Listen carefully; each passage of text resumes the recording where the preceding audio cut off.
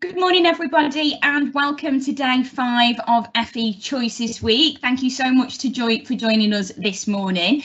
Today we're going to be talking all about career aspirations and pathways into higher education as your next steps. My name's Caroline. I'm going to be hosting today on behalf of Stockport Council, Stockport Jobs Match, Bridge GM and Gannon Careers. Now, whether you're watching us live or you're watching the video back later, this is the 5th in our series of live virtual webinars that we've recorded throughout the course of the week. So if you've not seen the others, you may want to pop back and check those out. But all of the information that we've delivered throughout the course of the week will be on the Stockport Jobs Match website for some time to come. So you can check that out using the URL stockport-jobsmatch.co.uk/career-options, and at any point now or in the future you can send us an email requesting more information or submitting your questions to info@stockport-jobsmatch.co.uk. Now, in case you're not aware, as part of this week's events, we've delivered a number of different sources of information. They start with our 20 to 30 minute classroom style videos every day. Some of you may have watched these in school this week or over the course of the next few weeks as part of your careers planning provision. Some of you may have watched those at home. They're a really good starting point to find out about a pathway.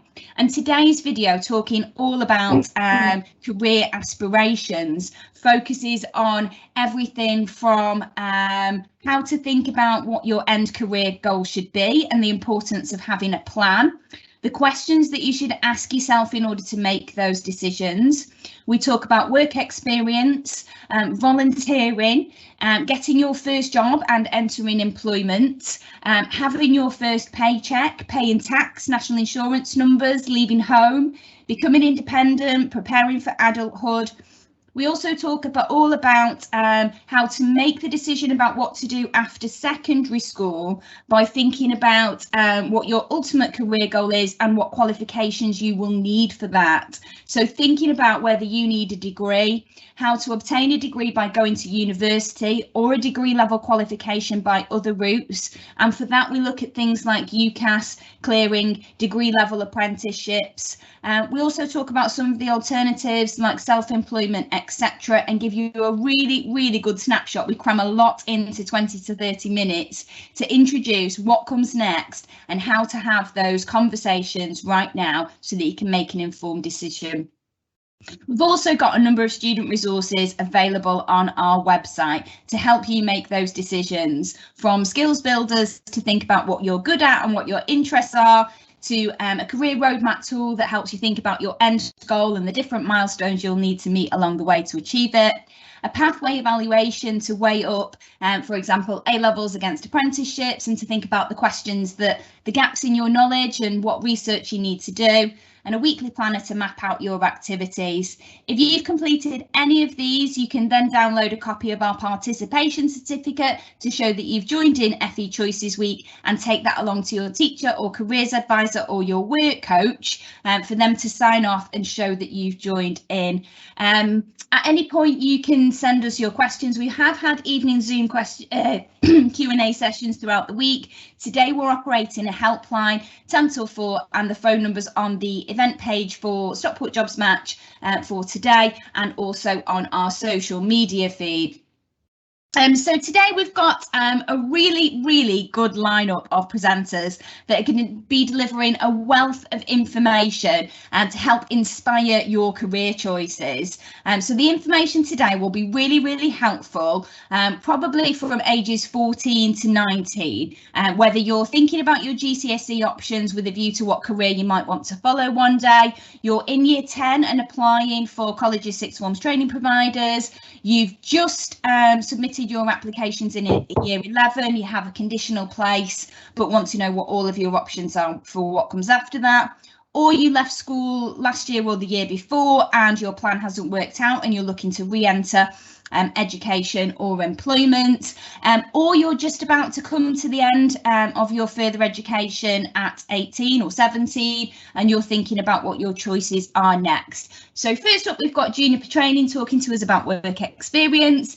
Next, we've got the DWP Job Centre Plus talking to us about different routes into employment and touching on the Kickstart scheme. We've got the Apprenticeship Store talking about employability skills, Gannon Careers about work placements. The Manchester College are going to tell us about UCAS points and what the different levels of qualifications equate to if you want to apply to university. UA92 are going to talk about applications and clearing. Stockport Trafford College about preparing for those next steps and transition into HE. Princess Trust are going to talk to us about the world of work and self-employment. Stockport NHS are going to touch on some of those different training and career pathways that they can offer. National Career Service, how to research different careers and jobs, and Stockport Volunteering coupled with Pure Innovations talking about the benefits of volunteering. So first up, we have Rebecca from Juniper joining us. So without further ado, I'm going to switch straight over to Rebecca to talk about work experience. Thanks, Rebecca. Thanks, Caroline. Morning, everyone. So yes, I'm Rebecca. I'm the recruitment officer for Juniper Training in Stockport. I'm just going to go over briefly who Juniper Training are, what is work experience and why it's important for your future career, and how to make the most of your work experience, and discuss about transferable skills as well. So who are Juniper Training? We are an independent training provider focused on securing outcomes for 16 to 24-year-olds. This could be into employment, apprenticeships or further education, whatever you decide you want to do after you've studied with us. We've been operating for over 35 years, so we've got a lot of experience in the sector. We support over 2,500 students per year across 13 delivery sites. We're an Ofsted registered good provider and an approved apprenticeship training provider for all ages. We're a post-16 choice, so our aim is to provide personalised pathways to learning tailored to individual needs and aspirations. So why is work experience important? Workplace experience will complement your academic studies by providing another way of learning outside the classroom, and it will also provide you with crucial knowledge, skills and personal attributes that employers look for. They particularly value skills such as communication, team working and problem solving. It's important to note that employers want employees to have work experience, so it sets you apart from the competition. And it also helps you know what career path, if that career path is right for you and which direction you want to take it. So transferable skills. These are skills that you pick up in an employment setting and that you can seamlessly transfer to your next job. For example, creativity, whether you come up with a new inventive idea or find a solution to a difficult problem. Thinking outside the box and displaying creativity can make a real difference in many jobs. People skills, communication, which you can use in pretty much any career sector you want to go into. Adaptability, problem solving and time management are all skills that you can use in lots of career sectors. So I'm just going to give you some career progression examples. So say if a student wants to work in the music industry but isn't quite sure where to start or how to get into that sector. So they apply and enrol into a study programme where they will gain work experience as part of the course. So that work placement is at a local radio station. So there that student will gain a valuable insight into how radio stations work and meet lots of people who are working in the music industry. That student then will come out with a newfound insight into how to progress with passion of working in the music industry, but also has some links for jobs that he's going to apply for, and that's from talking to people on the work placement. Now that student can put the relevant work placement on the CV, which will look attractive to employers and is in a music related field. So it sets them apart from potential competition that might not have had experience in the relevant field. And the reference from employers are great, which also gives them a head start. So a few people have said about what their placement or work experience isn't necessarily what they want to do as a job, or they think it is and they find out it's not relevant. So again, mentioning transferable skills, which you can adapt to learn to any career sector. So some more examples here. So if you had a work placement working in a bakery, you'd learn cash handling, customer support, show that you're committed to early mornings, understanding how businesses work and dealing with complaints. So you could use those skills in lots of different sectors. Another example, so if you're working in a care home, You'll show that you're dedicated to working in a care-related setting. So even if you decide you don't want to work in a care home, you can still work in lots of other care settings. You have an insight to the care system. You might learn about medication, the role of nurses and multi-agency working. So how to make the most out of your work experience. So advice here would be to get to know the people that you're working with, be organised, get involved, ask lots of questions, show that you're keen, make suggestions if you've got any ideas, and it's always good to put those forward, offer to help, make lots of notes, and very importantly ask for feedback. So that would benefit you even if it's negative feedback, to show you what you could do differently next time, and so that you learn from that. And obviously positive feedback is great because you know what your strengths are, and then all that tied up reflecting on your work experience. So there's lots of ways to gain work experience through study programmes, which is part of the programme is to get a work placement, traineeships, and then obviously do the week work experience with the school, and then also volunteering. It shows that you're really proactive if you contact companies that you might want to have some work experience in, to ask if they've got any space for you to come and do some volunteering. And it shows, yeah, again, it shows that you're proactive.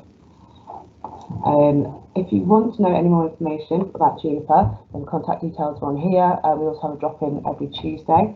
There's also a helpline for today, which I think was from 10 till 4, and the number is on the event page. And that's it on Juniper training. Thanks very much for listening.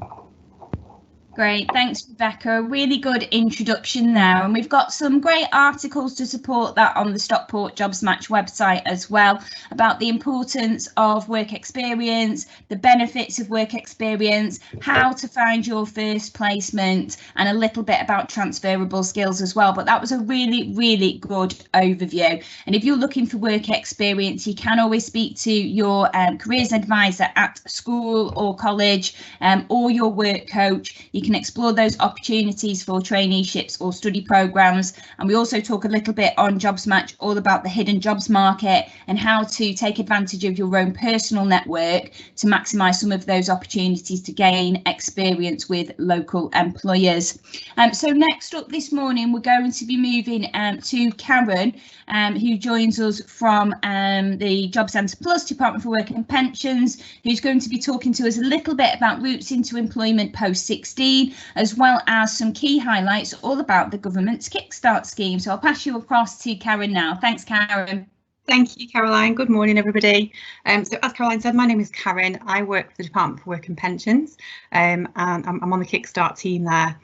So first of all, this morning, before I go to Kickstart, we'll talk about some routes into employment, and particularly paying attention to post-16 options. So as you know, you must stay now in education or training until you're 18. So there's many options available to you when you turn 16. And we're going to just have a look at those different options.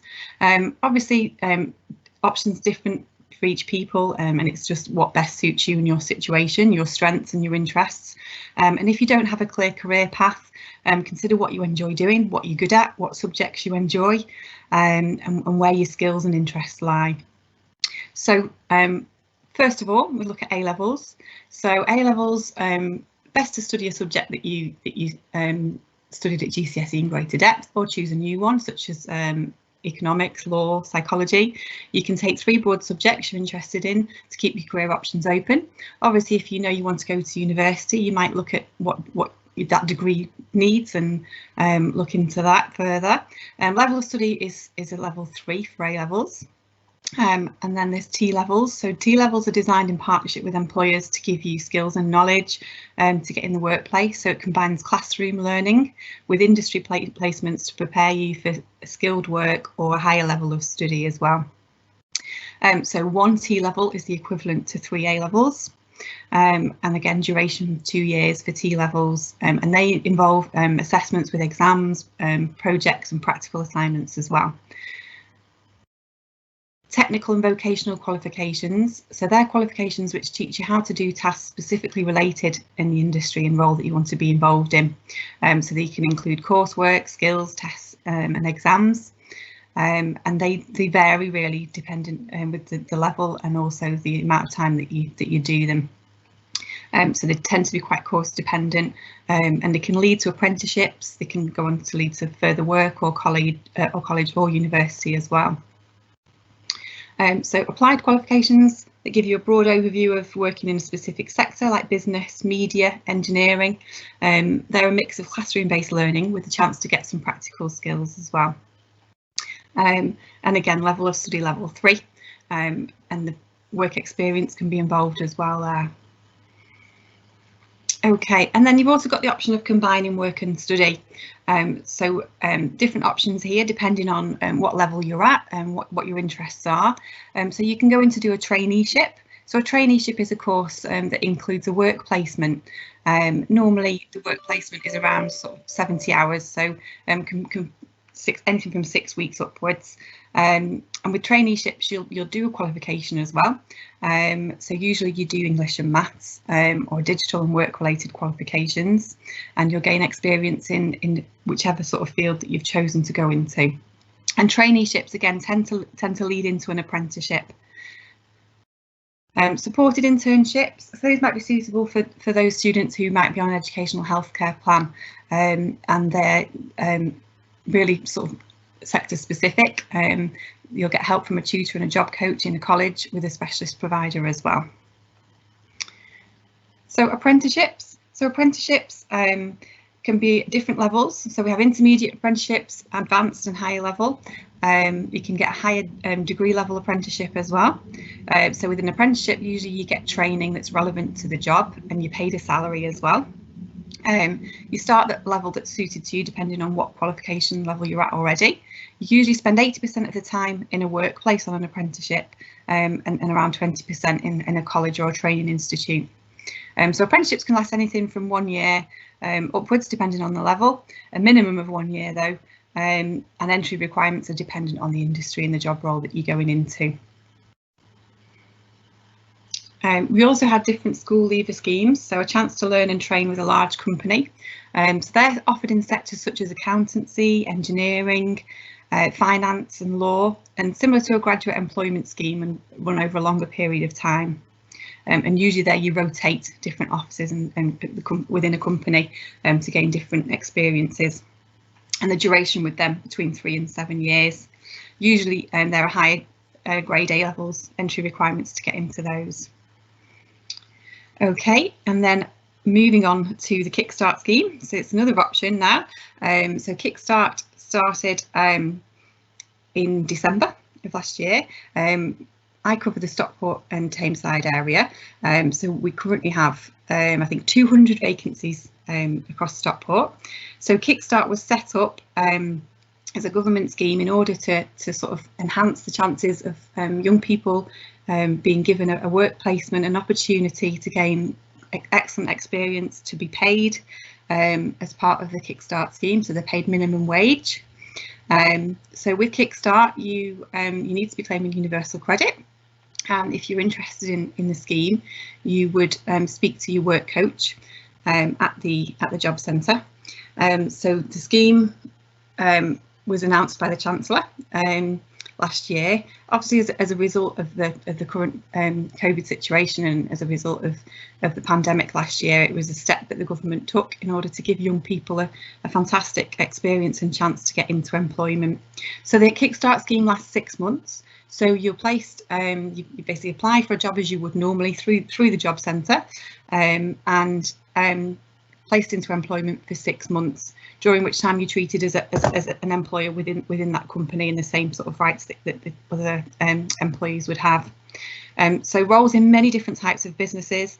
As I said before, in Greater Manchester we've currently got 2,000 live vacancies, and we've got around 200 in Stockport itself, and a massive different variety of opportunities from admin, horticulture, retail, leisure, hospitality, manufacturing, logistics, lots and lots of different vacancies available, and some really interesting and different vacancies as well. Media, social media, marketing, and sort of really great opportunities for young people. So if Kickstart is something that you think would be interested in you, you just need to speak to the work coach within your local job centre, and they would be able to put you onto a Kickstart opportunity.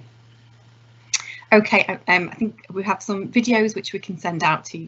I think Caroline will send those out separately. Just some good news stories there from some people who were involved in our Talk recruitment. So they've taken on 50 Kickstarters and had some excellent successes. So there's some people there just with some quotes of their experiences whilst on Kickstart. We also have in Stockport, I think the next slide is just some different opportunities you can see there some really big employers across Stockport, so Village Hotels, Sky, currently recruiting through Kickstart, all those ones there, and more than that as well, and more to come over the next few months as well. Okay, and that's it from me, so thank you very much. Lovely, thanks very much, Karen. And I think that the Kickstart still feels like a relatively new initiative for lots of people that's still taking us by storm. The number of vacancies are growing all the time, and we're now starting to see some absolutely fantastic case studies coming through, as you mentioned, of people who have started successfully in a Kickstart role, and how some employers are using that to their advantage to maybe look at where they could go after a Kickstart placement. So it's a really fantastic route into employment, and there's so many big and small companies across the Stockport area who are now able to offer a Kickstart vacancy. And actually, if you're interested in a Kickstart role, we do have some of those positions highlighted on the Stockport Jobs Match website, but the best thing to do is to speak to your work coach about them, because they'll be able to tell you exactly all about the full range of opportunities that are available at the moment, and make sure that you are matched up to the right ones. So if you are on universal credit, speak to your work coach as the first port of call, because most of these vacancies will not be advertised, so you need to ask them about the ones that are available locally and which ones are right for you. Is that right, Karen? Have I covered that properly? Yeah, that's exactly right. Thank you very much. Yeah, brilliant, good stuff. And thanks so much for joining us this morning and talking about one of those other options as well. Obviously, if you left school in the last couple of academic years, it may well be that that's a great opportunity that you've not already explored. So next up this morning, we're going to be moving to Aaron, who joins us from the apprenticeship store. Now, we've already had Sarah from the apprenticeship store on a couple of times this week, so she's set a very high standard that Aaron's now going to follow really well, and he's going to talk to us all about the different routes into employment, a little bit on employability skills and CVs and applications. So I'll pass you across to Aaron now. Thanks, Aaron.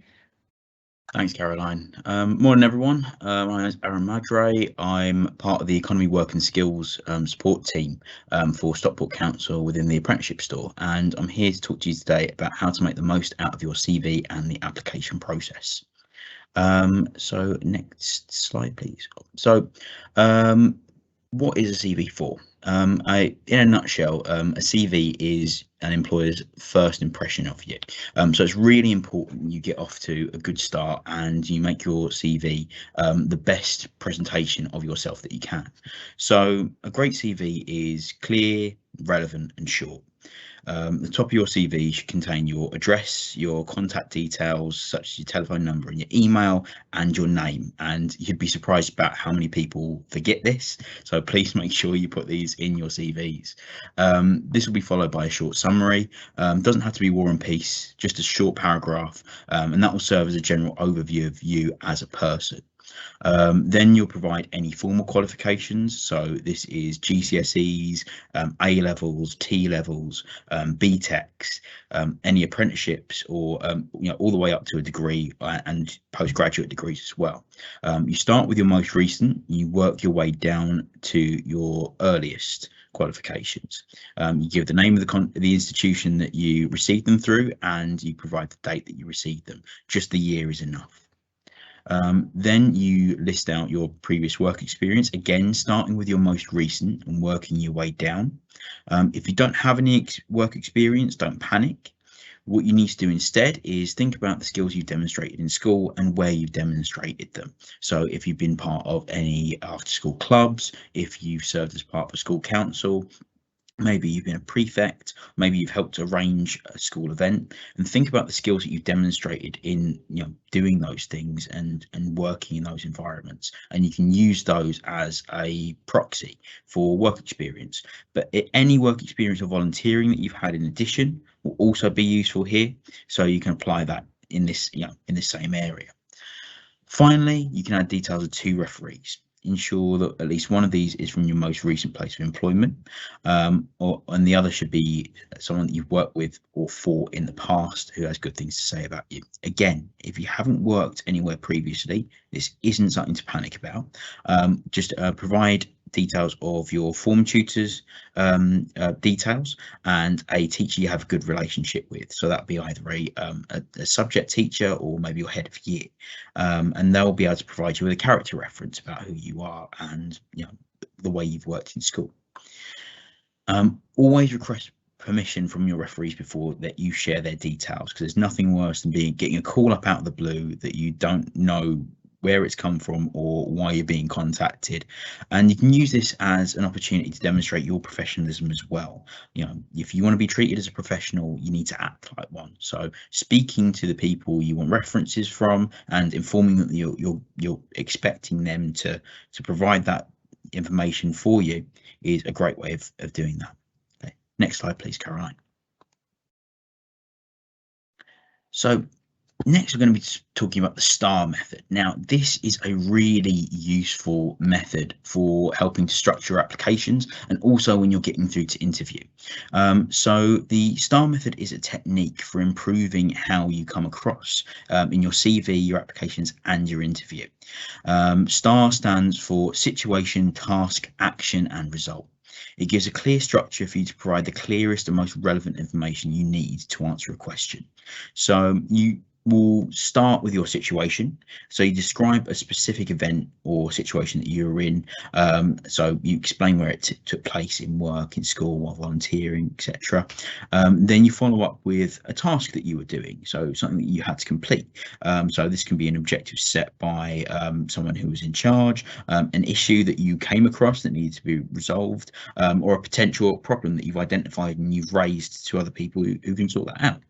And then you talk about the action that you took. Now that describes the things that you've done basically to sort out the situation that you've described. And then you finish off with the result. So that tells people what happened at the end of this situation basically. It's how you resolved it, what you learned, and what you took away from it. And so you'll be able to use this method to improve your professional communication skills. So this is in your written and in your verbal skills. So this gives you a really clear framework to show and demonstrate the things that you've done in a clear and accessible way for the other party.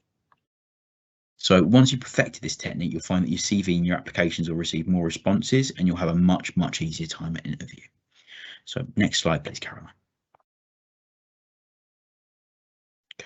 So what to expect from your applications. So the application process is daunting, I'm not going to lie to you, and it's probably the part of any job hunt or when you're applying to universities that will take up the majority of your time and your effort. So you want to make sure you're doing everything you can to make the most out of this process. So for most roles, you'll be required to fill out an online application form and include a cover letter, and occasionally you'll be asked to submit your CV either online or in person. Mostly it will be online now. Some applications will require you to complete an online questionnaire. This will often ask for a lot of the same information that you provided on your CV. It can be frustrating, but it needs to be done, unfortunately. I completely understand why you might be a bit frustrated by it.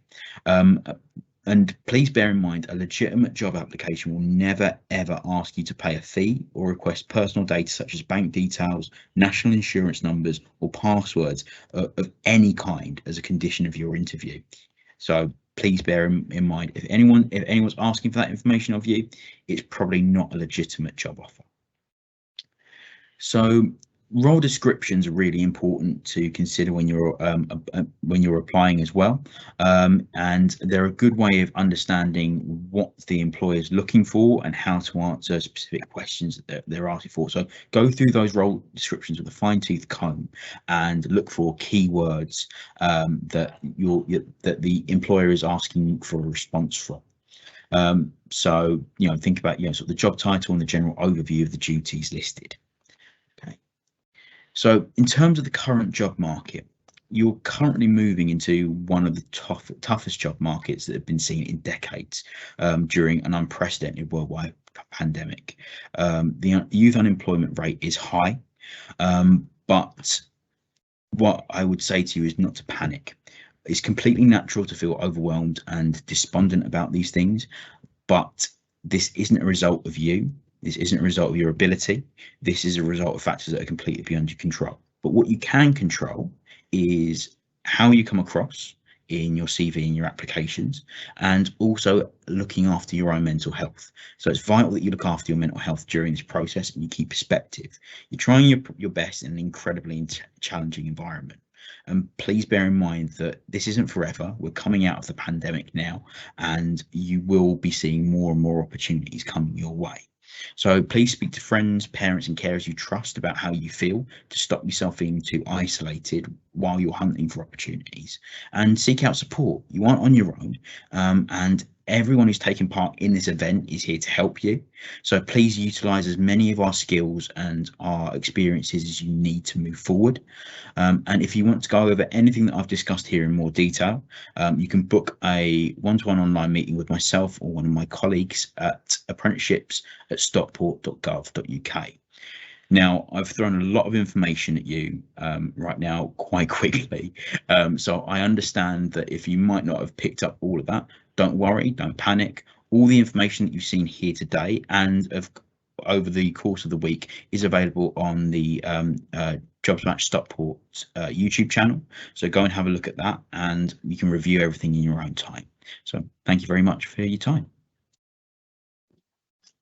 Great, thank you, Aaron. And we've had quite a lot of questions this week, all about CVs and application processes. So that was really, really useful. So if you're applying for a part-time job, combining those options, as Karen mentioned this morning, with part-time study once you turn 16, or you're applying for a traineeship, an apprenticeship or a work experience programme, you will need that CV, and to make sure that it's as effective as possible, because it can be quite a competitive process.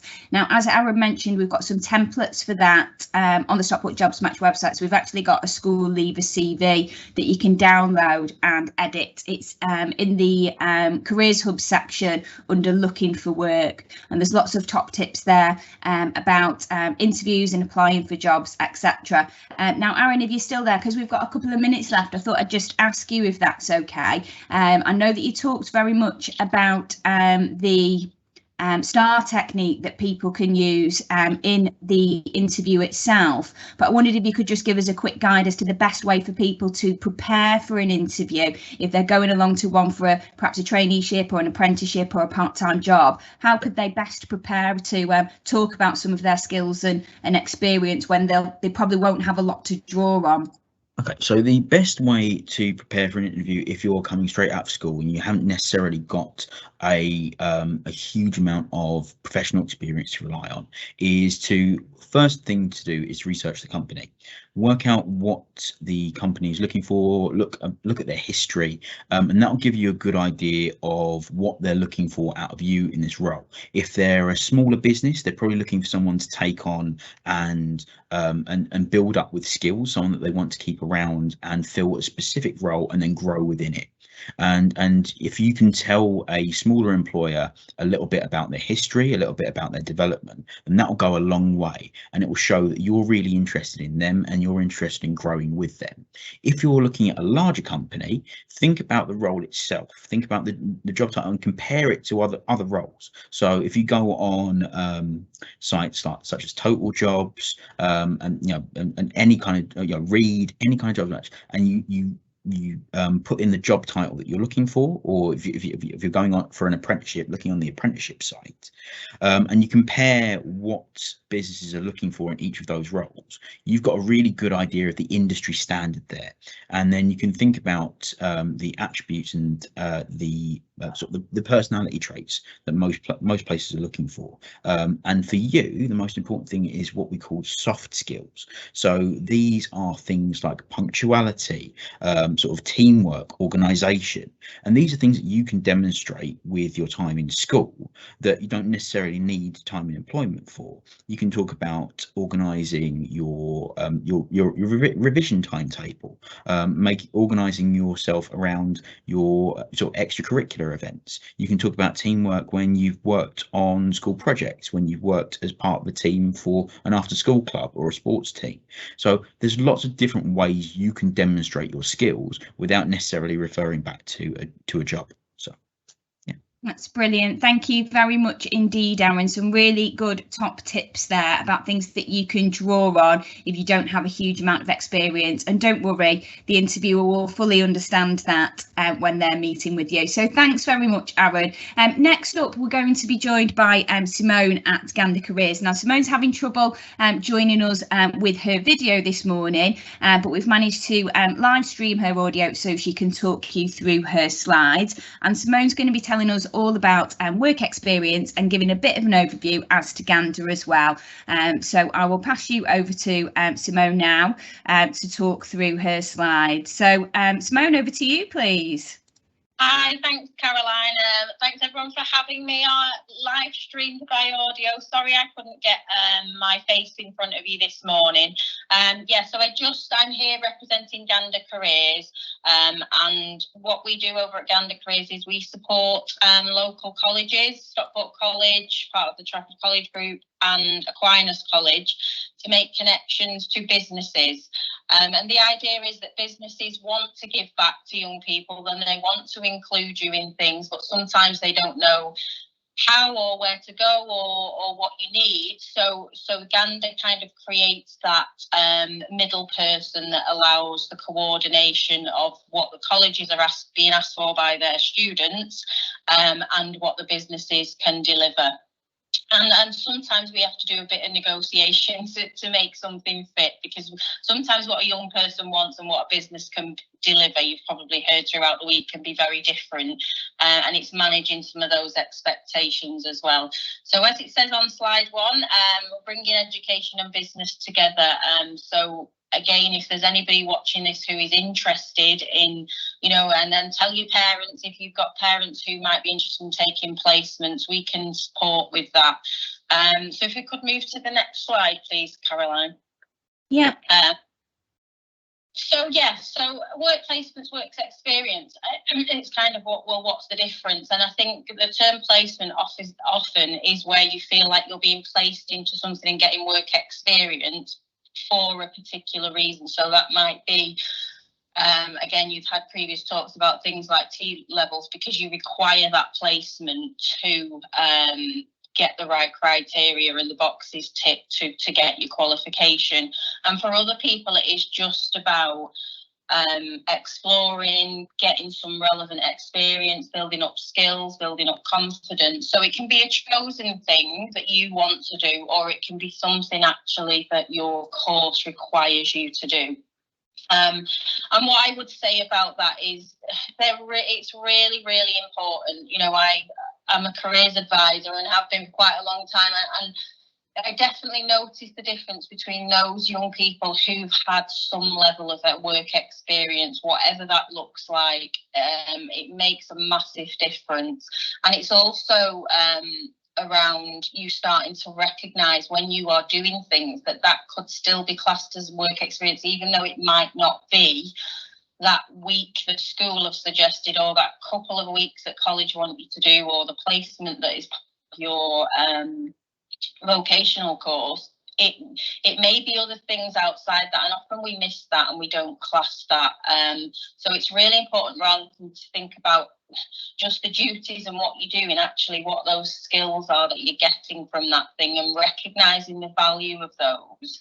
And like we've been spoke to about transferable skills, and it's those things that you are doing that you can transfer to the future. So you might want to be, I don't know, a vet, and you might think, you know, dog walking is irrelevant, but actually it's thinking about the skills that you're building while you're doing that bit of dog walking that are relevant then to what you want to do when you later take that to a future career. So it's really understanding the point of what you're doing rather than just doing it.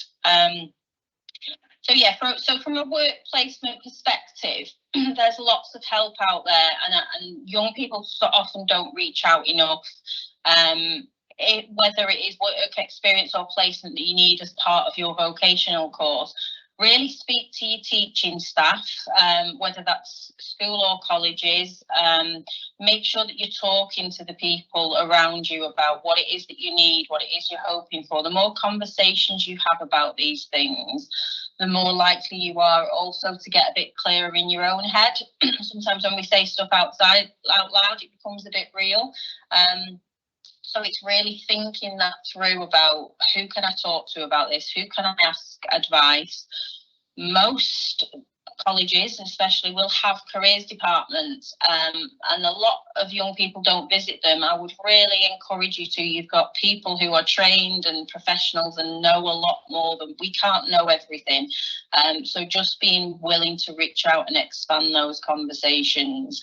Family and friends and their family and friends. I always say if people don't know what we're looking for, then they can't be our eyes and ears as well. So it's once you get clear about what it is that you're looking for, it might just be a part-time job. If you tell other people, then they can also listen out for things and also ask on your behalf. Social media is a massive one now. It's probably more your parents than you, but are on these Facebook community groups. So each area has one, doesn't it? Like the Heatons and Cheadle, and you know, there's often I've seen opportunities that have come up on there, and parents have responded on their young people's behalf, and vice versa. I've seen parents putting things on for young people. We're looking for this, but what I would really say is don't let parents, carers, sisters, brothers, whoever. Yes, they might be connected to some things you are, but then you've got to pick up that that helm of taking that forward, and you know, don't be getting your parents to drop your CVs off for you, things like that. You need to really take responsibility there. If someone's made a connection, make sure you then pick up on that connection. Speculative requests. So what we mean by that is when there isn't a job advertised or there isn't a placement advertised, but you recognise it's somewhere that you would really like to have as part of your work placement alongside your vocational qualification, or somewhere you'd really like to work, or you really want experience in this field, then a speculative request is where you say, you might write a cover letter and put your CV forward and say, look, I'm not sure if you've got any roles at the moment, but I'm interested in a work placement. I'm interested in some work experience. Would you be willing to look at me? I've attached my CV because this is what I can bring, and these are the reasons why I want to do this. So it's not the idea of speculative requests. It's not always about waiting for the placement to appear. It's about you doing the legwork and the groundwork to look for those things and being willing to put yourself out there. And flexibility, again, you know, use the vet and the dog walking example, which is trying to think of something far-reaching that seems very different. And it's about, some people are very adamant about what they want. If they want to work in a garage with cars, that's all that they are interested in getting a placement in. And actually, if you can be a bit more flexible and think a bit outside the box about, okay, so in that garage, what sort of skills do I need, and what other placements might give me the opportunity to gather that skill set, that's going to be really important for you, and it will open a lot more doors if you're flexible, being adamant to tunnel vision, I suppose, about what it is that you want to do.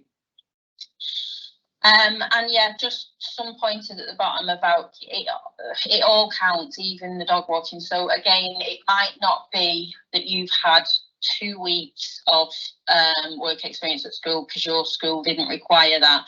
But there are things that you may already have done. It might be DIY with family. It might be babysitting. It might be, as I said, I've got a thing about dog walking. I don't even have a dog. So I don't know why I'm so obsessed with that today. But yeah, it all counts. So make sure that in a way you want to be writing that down now, even if you're starting a CV and you don't think you need the CV at the moment.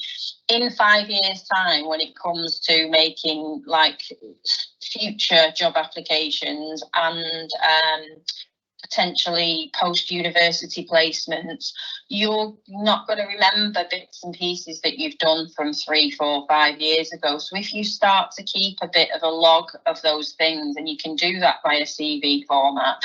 And again, as I said earlier, not just talking about the duties that you did. So you didn't just walk a dog, you were responsible, you know, you turned up regularly, you were always on time, you were able to navigate difficult situations if there was other things going on, you know, and you were trusted by someone else and you had that level of responsibility. So it's pulling out all of the other things rather than just I walked a dog. Yeah. So keep a log of that now, and you know, make your own. I think the other thing that are we all right for time, Caroline? Sorry, I heard her. No, we're coming to the end, Yeah. but I'll let you finish your slide, Simone, because it's really, really interesting. So thank you. Yeah, no problem. Yeah, so in terms of you know, make your own opportunities. I think again, a lot of young people, we rely on other people to create things for us. We're going out looking for someone to create a placement. Think about things you can do. I don't know if you've heard of the term side hustle, but you know, there's things about people now are selling things on eBay, and you know, there's different things that you can be creating that will give you skills, and that you can. It won't be a traditional work placement, but if you're struggling and there's things that actually you think I need some work experience and I'm not getting any, and my course doesn't require it and my college is not asking me to do it, but if you know that you're going to be going to university or applying for jobs in the future and you're just going to be reliant on education, you need to think about some different ways about how you can show that you've got some idea of the world of work, and creating your own is a really good idea to be thinking about your entrepreneurial skills. Do, you know, have I got some ideas? What can I do with this now? And you know, you don't have to start a multi-million-pound business, but you know, young people now are amazing with tech. There's YouTubers, there's gamers, there's, you know, doing all sorts of stuff. So think about that as well as a way to develop your work experience and things that you can say that you've done. Volunteering and social action. So I do a lot of work in the voluntary and community sector, and it is an amazing space. So you might hear it referred to as the third sector or the charitable sector, but it's an amazing space for you to be able to add some benefit to a group who has very little financial support, so they can't afford to employ people, but really need a lot of hands on deck. And you'll have seen that a lot over the coronavirus pandemic. There's been mutual aid groups popping up and different things that, you know, I've seen a lot of young people getting involved in stuff like that. So it's like, actually, don't dismiss that. Yes, there's the business sector, but there is also, as I said, what we call the third sector, which is those charities, voluntary groups, community groups, social enterprises, where you can really explore how can I help this group and still get some really valuable work placement or experience. And a lot of them would bite your hand off. So it's a really good place to try. And I just really want to finish on the last point in ask for help. You know, that it's kind of that, if you don't tell people what you need or what you're trying to do, or even if you're not sure, and just being able to start those conversations, it will really help you make sense of what the next steps are. And as I said, kind of have some champions and cheerleaders looking out for you when they're out and about doing their everyday working and learn and whatever it is that the people that you ask for help make sure that they understand how they might help you. People genuinely want to help. So usually if we say and we're clear about what we need and we're more specific, then they can do the job for us as well. So just really the final slide, please, Caroline. Yep. And like I say, just to say that if you end up at Aquinas or Stockport College and you are struggling with work experience or work placements, need some help, not getting anywhere on your own, do ask your college about whether Gannon Careers can help you, and the college will let us know. We'll then go out to our database of businesses and see if there's anyone who can support. And you know, back to the last point in terms of the asking for help, sometimes if your asks for help run out and there's nobody, then there's other people in our networks that we can reach out to. Brilliant. And a last shout out to any parents, teachers or other adults who want to be on our Gander database. If you want to contact me, I'd love to hear from you. Great, thank you very much indeed, Simone. Really good overview of work experience there and its value. We're going to jump very quickly now to Josh at the Manchester College, who's going to be telling us a little bit about the university route. So Josh, if you can just pop on your camera for me, I'll just jump to your slides. Great, thank you very much. Over to you. Thanks very much. Hi everyone, so my name's Josh. As Caroline said, I work at USEN Manchester, which is the sister college of the Manchester College. You may be aware of the Manchester College already, which is a further education college in Manchester. USEN Manchester is, as I said, the sister college, and we are the higher education branch of that college. So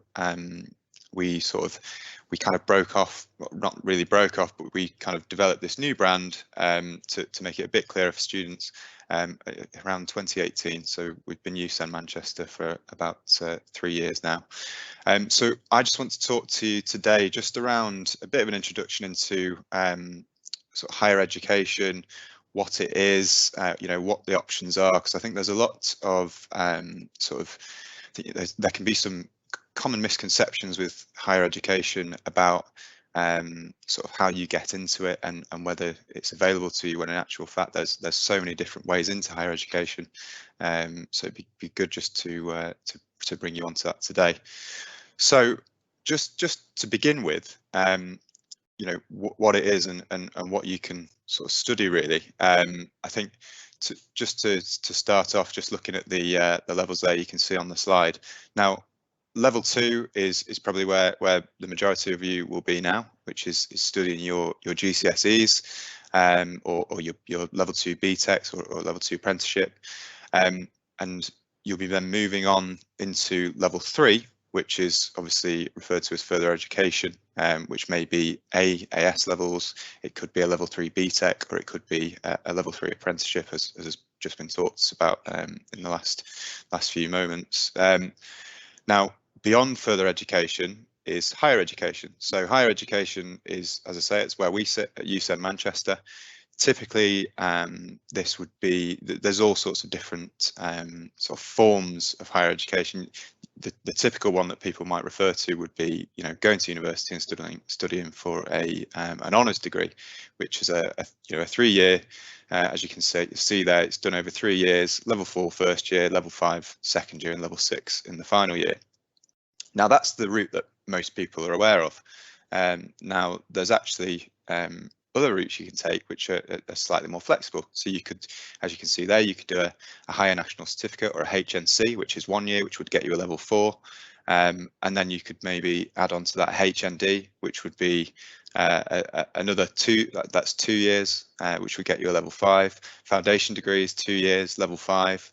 Now, what all of these do is they bring you to, you know, similar levels, the same level. Now, what you can do at the end of that sort of 2-year program is top that up to a 3-year degree, or alternatively, you can do that degree apprenticeship, which I'll touch on in a moment. So you can see there's plenty of different routes available to you. You don't need to think when you eventually get on to looking at higher education beyond FE, that the only route is a three-year degree. There's all sorts out there for you, but it is something that you'll want to bear in mind as you're considering your further education options, about sort of where you might want to go on to next. So if we just move on to the next slide, please, Caroline. Thank you. So the next thing to consider is sort of where you can go and study these qualifications. Now, again, if we went down the obvious route, which is the one that most people tend to be aware of, which is, going to university and doing your 3-year degree. So you do, and this is probably the route that the majority of students will follow. Certainly in the UK, you'll do your 2 years doing your AS and then your A levels. And once you complete your A levels, you'll then move on to university, and you'll do a 3-year degree, or you might do a 2 years, then a work placement, and then a final year, taking it to 4 years. Now, university, as I say, is probably the obvious route, and it's very much based around independent study, and taking that onus on yourself to really dedicate to sort of one subject area. Now, in a university, generally speaking, you will get less contact time, certainly less than you probably would in a college or sixth form or school environment. Absolutely a school environment, sixth form. And you might be in lecture halls where there's maybe between tens and sometimes a couple of hundred students sat there with a tutor giving a presentation to you. With then you might have other classes which you refer to as seminars, where you might then dig into that a bit further. So it's a very different means of studying, and like I say, it very much relies on your independent learning, going away and sort of outside of the classroom, doing a lot of reading and a lot of research and things like that, and assignments. Many will move away for university, but if you're lucky to live somewhere such as Greater Manchester, there's obviously a number of universities almost on the doorstep, so we're quite lucky with that in Manchester. But as I say, so university is that obvious route, but it's not the only route. There's other ways that you can go and get those HE qualifications that you may not be aware of. The first of which is as I say, such as what we do here at USEN Manchester, which is to do a HE course within a college environment. Now, what that means is that you may go into a further education college, but be able to study your level 3 there, and they might then offer a level 4, 5 or 6 qualification that you can study, and you can do these, whether that's a HNC or a foundation degree, or you might be able to do a 3-year degree, and you can do that within a more familiar and closer knit environment. Less sort of probably less independent is not the right way to phrase it, but certainly you'll probably have more contact time with your tutors and things like that, and it's probably it tends to appeal to those that may want to be sort of stay local to home and things like that, and just something that's maybe a bit more of a familiar environment to what you're used to, because university can be quite daunting. It's it's a big change from going from sort of that college or sixth form environment, but it's what many people want, hence why they go down that route. But if it's something that you enjoy that environment, you feel that's better suited to you, then you can study for a HE qualification within a college environment, which, as I say, will offer you that flexibility. You do tend to find that those colleges will offer more of those kind of HNCs, foundation degrees, etc., as opposed to the 3-year degrees. But there is a bit of a trend within the sector these days that they are moving towards those 3-year degrees as well. So certainly something to bear in mind as an option for you, particularly if you're wanting to stay local. And what you do find is that those qualifications that you get will be accredited by top universities. So you come out with a university sort of university validated qualification that you can have on your CV, but you've been able to do it in an environment that really suits you, and somewhere that you can really sort of thrive if that's the kind of environment you feel you're better suited to. And then moving on to the other option, which is another one that people don't necessarily always consider. Sorry, Caroline. Is the higher degree apprenticeships, which is a growing, has been growing very much over the last few years, and it is something obviously where you can study for your degree whilst gaining work experience. Excuse me. So what you will tend to find with these degree apprenticeships is that the employer that you have the apprenticeship with will cover the cost usually of your qualification, your university or college fees, and you will be able to do some time working whilst having some time in the week doing your studies.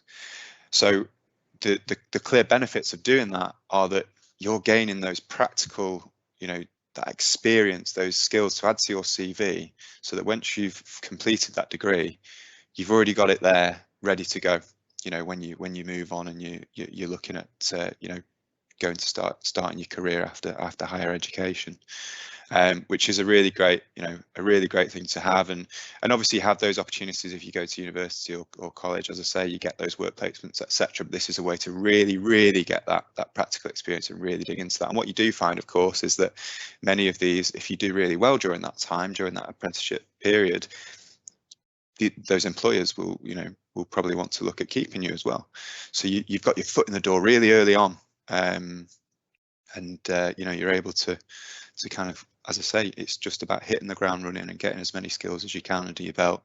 But I guess the thing with that is if you're doing those apprenticeships, you probably need to be considering if it's something that you're quite clear that it's something you want to do as a career, or certainly in that field. Whereas if you go to university or do a HE course in a college, you maybe have a little bit more flexibility around doing a slightly more should we say varied course that could offer you a variety of different avenues. That's not to say that degree apprenticeships don't do that. It's just, of course, that if you're getting that experience in that route, you can find yourself kind of just following that. So it's just something to bear in mind when you're considering those choices. So moving on then, please, Caroline, thank you. I just want to kind of take a bit of a time just to introduce USEN Manchester to you as well. As I said, we are a college HE provider, so we're not a university. We are a college offering higher education courses. That said, we're quite unique as an environment. We're kind of that in between a university and a college, because we are quite a large provider within Greater Manchester. You tend to find that these colleges will be slightly smaller, but that said, that doesn't take away from the fact that we do still have a very clear focus on vocational qualifications and making sure that when you're studying, you're getting clear, technical and practical skills that are readying you to go and kick on and get yourself into a career after higher education. Many of our tutors, they come from the industries in which they're teaching, or a lot of them are still working in it. Particularly, I'm thinking now of some of our guys in the IT sort of related courses. They're still working within the industry, and they're keeping their qualifications up to date so that they can teach you exactly what is needed right now. What's going on in the industry right now. If we think back to the past 12 months or 18 months, however long, I'm losing track of this past year, to be honest. I think we all are. I think one of the things that's been really useful is, particularly if I think about our film and TV production courses, they've been adapting the way, not just from a safety perspective, but adapting the way they teach within the studio, or rather that they're producing films, etc. To within COVID guidelines and things like that. So they've been consulting with employers out there and these production companies about how they're doing things, so that they can really put that into practice, so that people are coming out of these courses maybe at the end of this year, and they're able to say, right, well, I'm ready, I can fit straight into that environment. So it's just about we just want to make sure that we're always giving people really up to date technical skills, so they're really used to it when they go into employment. And just in terms of our campuses there as well, we are based across Greater Manchester, so we've got various campuses. Probably our main campus currently is Openshaw, but that said, we are moving into a brand new facility which will open in summer 2022, which is based in the city centre, which is for a lot of our creative subjects, the likes of our creative arts, digital media, the Manchester Film School, the Arden School of Theatre. We've also got this summer our brand new sports facilities open up in Openshaw, so we're all really excited about making sure that students have really great high-class facilities that they're using, so that again they're ready to go when they get out to employment. And just to touch upon the subject areas that we cover there, we've got a wide variety, from business and in criminology and things like that, all the way through to, as I said, we've got the theatre stuff, the makeup artistry, the special effects. And what you find within these subject areas at USEN is that they all kind of interlink quite well as well. With the Arden School of Theatre, those guys will be able to get acting experience, not just with the partners and employers that we have externally, but also internally through the film and TV production courses, where they're running their films, etc. So that's just a bit of a roundup. Obviously, very brief there. If you want to check out more, just go to usenmanchester.ac.uk, and of course you can contact us if you want any sort of general advice over HE. But thanks very much. Great, thanks very much, Josh. And as he mentioned, there's lots of different routes to pursue higher education in lots of different environments after you finish college sixth form or with your current training provider. So thanks very much for joining us this morning, Josh. Next up, we're going straight to Katie at UA92, who's going to tell us all about university applications and clearing. So over to you, Katie. Thank you. Thanks, Caroline. So I'll be really quick today. I'm going to be talking very quickly today about UA92 and giving some top tips on how you can kind of choose your course, particularly around clearing when it's a little bit stressful, and especially if you're kind of looking at choosing courses that you want to go to when you want to go to university, but you're not entirely sure what subject you'd like to do. And I was exactly the same while I was in high school and college, so don't worry about it. But yeah, like Caroline said, I'm Katie. I'm one of the student recruitment officers at UA92, and obviously, as you can tell, I'm at home today, but all week I've been at UA92 and we are kind of fully open, so it's really exciting to be back. So next slide, please, Caroline. If it's stuck, there we go. Thank you. So if you didn't know, UA92 is a partnership formed by 3 separate groups that came together to make this new higher education institution and form what it is today. So you've got the class of 92 on the right, you've got Lancaster University, and you've also got many large and small organisations who are our industry partners. And for those that don't know, the class of 92 is a group of footballers, they're former Man United players led by Sir Alex Ferguson. And they spent the majority of their careers at Man United, who were a hugely successful team that culminated in them winning the treble in 1999. After they finished their footballing careers, they continued to work together in a number of different businesses like hotels, design agencies, media work, restaurants, property development, punditry, and they also own a football club themselves. And as well as all of that, they started UA92. So a lot of what we do is channel through their experiences and a lot of the life skills that they learned at Man United under Sir Alex Ferguson. And we believe really strongly in the hard work, the leadership, teamwork, resilience, and those ethics kind of feed into everything that we do at UA92. We also partnered with Lancaster University, and they award all of our degrees. Although all our teaching is based in Trafford in Manchester, our students receive a degree from one of the top 10 universities in the country as well. Next slide, please, Caroline. So alongside those 2 groups, we have our industry partners, and everything that we do at UA92 is industry led, from the way we design our curriculums to the teaching to our placement opportunities, and we get input from our industry partners across all aspects of UA92. And you recognise a few famous names and logos here as they kind of scroll past. Microsoft have one of the offices based out of our Trafford campus, so digital students have first-hand relationships with our Microsoft colleagues. KPMG KPMG support our KPMG support our business students. We've got Code Nation, Insight, Bruntwood. We've got loads of industry partners that we work with.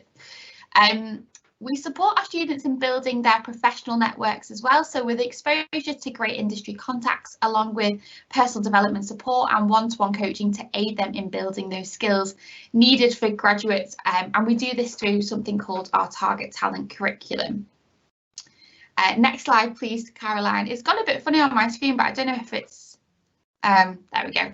In addition to all of this, we are deliberately different for our students. So our students focus upon one module at a time rather than a multiple modular approach. And our students are assessed within those 6-week study blocks so that they have no traditional end of year exams. I, for one, wasn't the best at exams while I was at school and college. And this works really well for our students that they don't have those end of year assessments.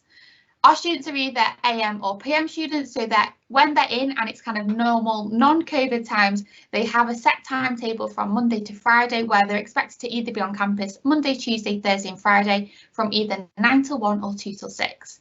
And that kind of structured approach aims to mirror the similarity of their future working week as graduates. So they're either set as AM or PM students for their full 3 years. And this also supports students in planning their days so that they can work part-time, they conduct volunteer work or placements and ensure that they are able to keep their personal and family commitments as well. And we also have flexible intake dates for the traditional September cohort, but we also have an intake date for November and January too, to support our learners who may have made a bit of a late decision for university or for UA92, or maybe some adult learners who don't want to wait till September the following year. So that's a really quick snapshot of UA92 and a very kind of top level insight about what we do here. Our courses kind of focus around business, media, sports and digital. So they kind of encompass the kind of 3 subject areas that we think is really important in the kind of coming future workforce as well. So you'll be able to see on there that we offer sports, so sports and exercise science and physical education. And we are born kind of from sporting excellence, so with the class 92 and Manchester United, but we also kind of dabble in business and media and digital as well. Next slide, please, Caroline. So on to, very quickly, making a choice. So making a choice at university can be really difficult because you may think, I don't know what I want to take at university. And I was definitely one of those people when I was in college in kind of year 13, I was like, I don't know what to do. And so the things that I asked myself were, what are your career aspirations? What would you like to do as a future career path? What's your future job that you're really excited to do? What's your favourite subject at school or college? So what have you done at GCSE, at A-levels or BTECs that you really, really enjoyed? And what do you think you'd be able to do for the 3 to 4 years that you may be doing your course? What classes do you get the best marks in? Now, this isn't always important because there may be classes such as, for me, I did art. I was really bad at art. I probably got the worst marks, but I loved it. But I knew that maybe I shouldn't do art at university. So maybe think about what classes do you get the best marks in and what classes do you think you can excel in the best? Is there a subject that really interests you that you've never taken? So for some of our students, they won't have taken sports and exercise science, but that's a degree that they chose to take. Or for instance, they may have not taken a media course at A-level or BTEC or GCSE, but they do that at university. Maybe you're interested in law, but you've not had the chance to do that at GCSE or A-level. So think about kind of those subjects that you really, really enjoy that you might want to do at university that you've not kind of done at school or college. Have you done any work experience? So what was your year 10 work experience like? Personally, for me, I worked at a cafe, so I can't do a degree in cafe studies, but you may have gone to the police, you might have done some work experience at school. Did you really enjoy it? Is that the future career path that you would like to go on? And finally, will you still be interested in this subject after 3 to 4 years and possibly even 5 or 6 if you do postgraduate qualification? It's really important to have a little bit of a think about how you're going to kind of study that for 3 to 4 years as well. So how do you think, once you kind of picked what you want to take at university, how do you research and how do you make sure you picked the right university or higher education provider. So first of all, you'll do your research. Now, during COVID times, a lot of that research was kind of digitally, so maybe scrolling social media, kind of Google searching, but now we're opening up a little bit more. Maybe you could pop to an open day, so you could come and see different universities in Greater Manchester. You could pop to UA92 or Manchester Metropolitan University or University of Manchester. We've got loads of different universities in the Greater Manchester area. Think about location. So maybe your location, you want to stay based where you are in Stockport or in Greater Manchester, or you want to go further afield. So that's a really important factor to have. Think about the course structure. So are you interested in the structure at UA92 where you've got kind of set hours AM or PM? Think about the assessment strategy. So think about how they assess you at university. Are you interested, or do you enjoy doing exams? Maybe you don't, so you're interested in more of the assessment project work, and make sure you're checking that as well. And also look at the opportunities. So think about the opportunities outside of your degree, outside of university, that you can take up. So you're going to be able to do work experience. Can you do placement opportunities? Can you kind of join in societies or sports clubs? It's really important to see the fuller picture around that. So if you do have any questions off the back of this presentation, you can contact me at hello@ua92.ac.uk, and I'd love to hear from you. So thank you, Caroline. Thanks very much, Katie. And Katie joined us yesterday. Be sure to check out that video, because she was joined by a fantastic student ambassador, Alex, who told us all about her journey from secondary education through A-levels and to university with UA92. So thanks very much for joining us, Katie. Next up, we're going to be joined by Beth at Stockport and Trafford College Group. Beth, if you can pop your camera on for me now, that'd be great. And Beth's going to be talking to us all about preparing for next steps after college. Thanks so much, Caroline. Can everyone hear me? Brilliant. Okay, so as Caroline mentioned, my name is Beth Robinson. I'm the Senior Work Placement Coordinator and Careers Lead for the Trafford College Group. So that currently includes, at the top of your screen there, Trafford College and Stockport College. But we've just recently, as in this week, merged with another college, which isn't on this slide because I prepared them before the merger, but we are actually part of Cheadle and Marple Sixth Form College as well. So we cover quite a large portion of South Manchester with all of our campuses. If you can go on to the next slide, please, for me, Caroline.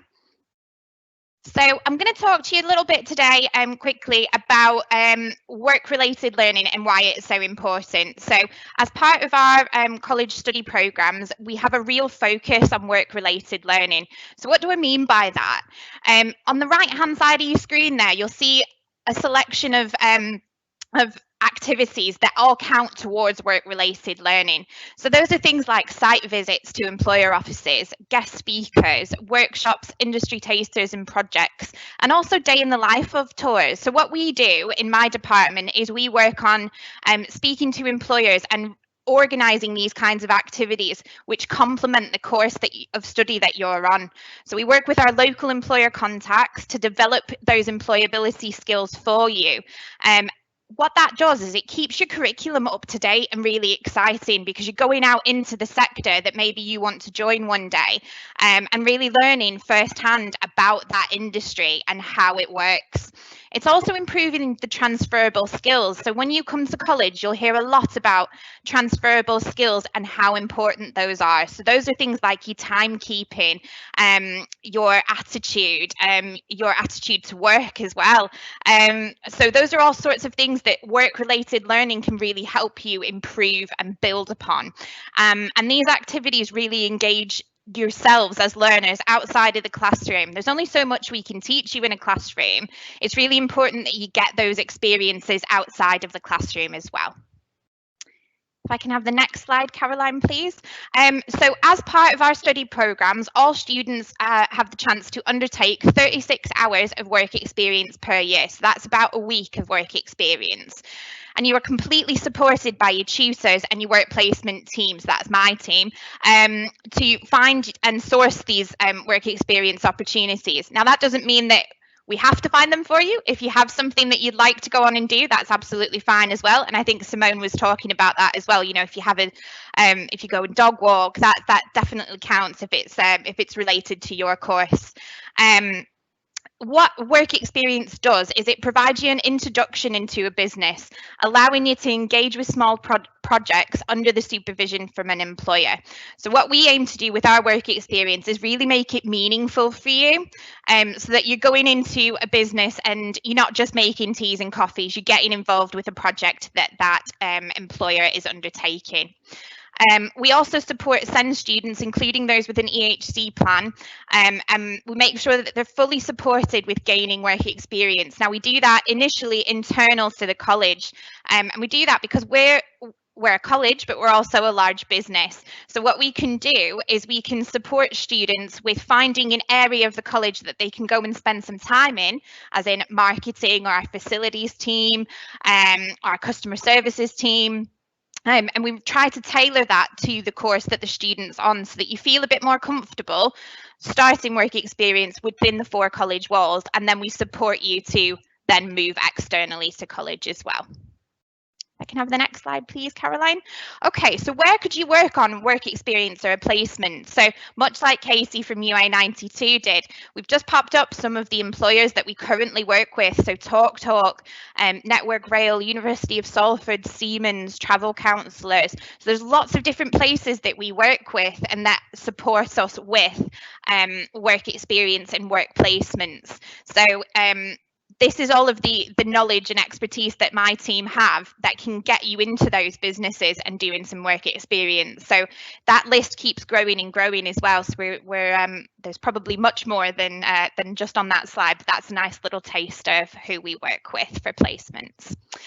I also wanted to just touch upon, and this was mentioned, T-levels were mentioned earlier this week, I know. So my team also support any T-level students coming into the college from September.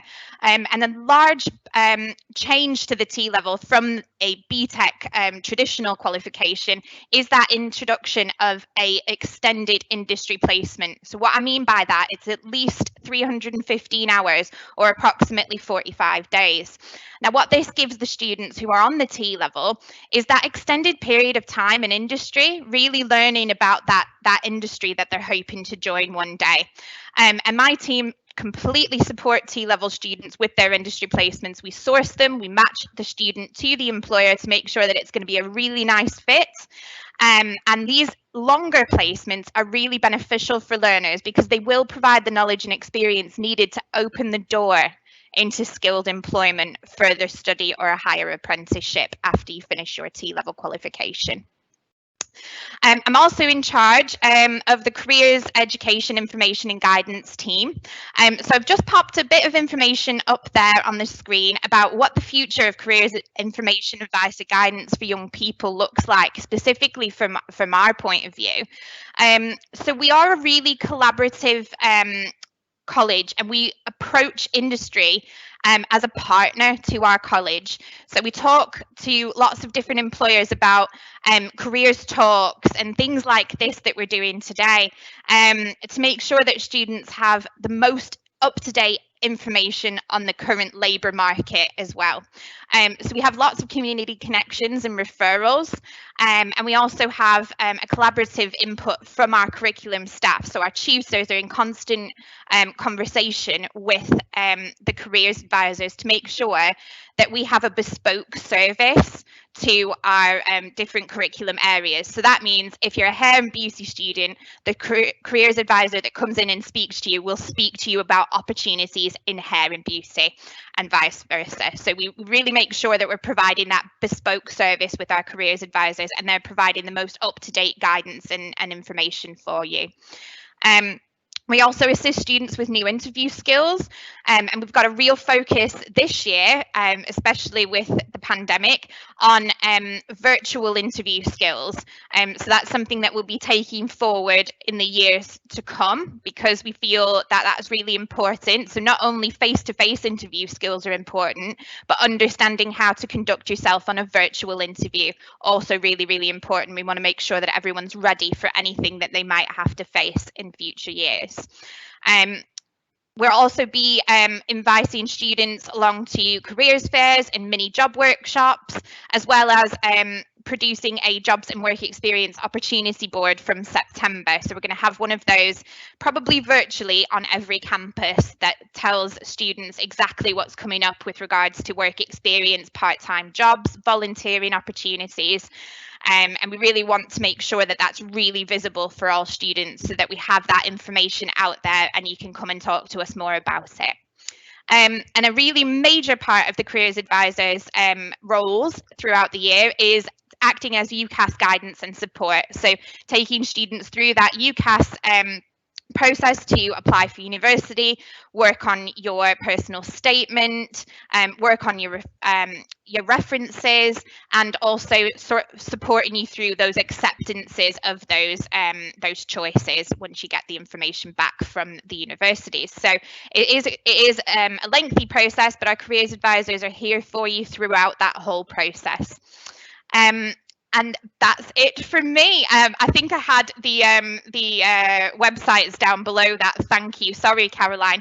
But if you do have any questions at all, please do visit our website for Trafford College or Stockport College, or alternatively Cheadle and Marple College, and let us know if we can answer any questions for you. We hope to see some of you next year.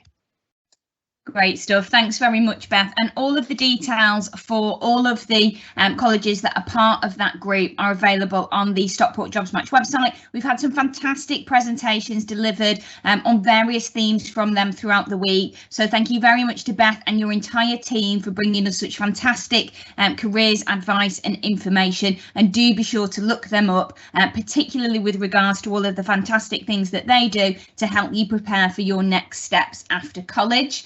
Next up, we're going to be hearing from Megan at the Prince's Trust. If you could just pop your camera on for me now, Megan, who's going to be talking to us a little bit about the world of work, self-employment, and some of the great things on offer from the Prince's Trust. So over to you, Megan. Thank you, Caroline. So yes, I'm Megan. I'm from the Prince's Trust in Greater Manchester. I'm just going to quickly talk about understanding what employers want and some skills that you might be able to bring if you want to apply for jobs or even applying for colleges. So just next slide, please. So here are just some key buzzwords that employers look for when you are applying for jobs or college. So I won't read them all, but adaptability, collaboration, attention to detail, compassion, decisive, emotional control, critical thinking, enthusiasm. There's a lot there that they all look for. Now, if you're not too sure whether you have these, so I've just wrote some down. I think the video wouldn't work, but so if you do struggle to find what qualities you have and transferable skills that you can bring to a role, so if you care for a family member or a friend, then you can class yourself as dependable. If you help others to achieve a goal, then you have great teamwork skills. If you like to plan days out or activities, then you can class yourself as organised. If you support family and friends, then you're a great listener. And if you find new ways to overcome challenges, then that is great problem solving skills. So transferable skills are a core set of skills and abilities which can be applied to a wide range of different jobs and industries. They're usually picked up over time and can be gained from previous positions, charity or voluntary work, your hobbies, or even just at home, just with some of the skills that I just touched on then. So all these skills you can pick up on our courses that we have at the Prince's Trust. So I'm just going to run over a couple of the ones that we have. So just to get started, I'm going to get started with Get Started. So to be eligible for this course, you've got to be aged 16 to 25, sometimes up to 30, living at a Greater Manchester address. You must be unemployed or working less than 16 hours per week, or in education for less than 14 hours per week. And our courses range from 1 week to 8 weeks, but these usually are 5-day courses. So just a bit more info on them. So we partner with local and national companies. to deliver our 1 week Get Started courses around a specific theme. So the themes that we have, there's lots of different ones. So a few examples, we've had digital marketing, we've had Get Started in comedy, we've had Get Started in music or video. It really does vary each time we run one, and they are brilliant. They're my favourite Prince's Trust course. And they help you develop new skills and give you a taste of potential careers. And some of them do offer qualifications. So we've just run one with digital skills. So they all got a Google Digital Garage in the fundamentals of digital marketing, which is amazing just to have under your belt and add to your CV. So you'll gain career advice from experts in their fields and receive professional training and inside knowledge. You'll meet industry professionals, you'll make friends and have fun discovering new skills whilst working towards an exciting group challenge. And you'll also have a fantastic celebration event at the end of that week, which all of our Prince's Trust staff get involved in, and we look forward to them all the time. You will take your first steps towards developing the skills and confidence needed for a possible career in this sector or theme, and you'll receive progression support for up to 3 months. So just a little quote from a young person on our course. I've wanted to be a filmmaker for a while now, but I really lack the confidence to do it. This has been my first attempt and the course has helped me feel more confident in making more videos.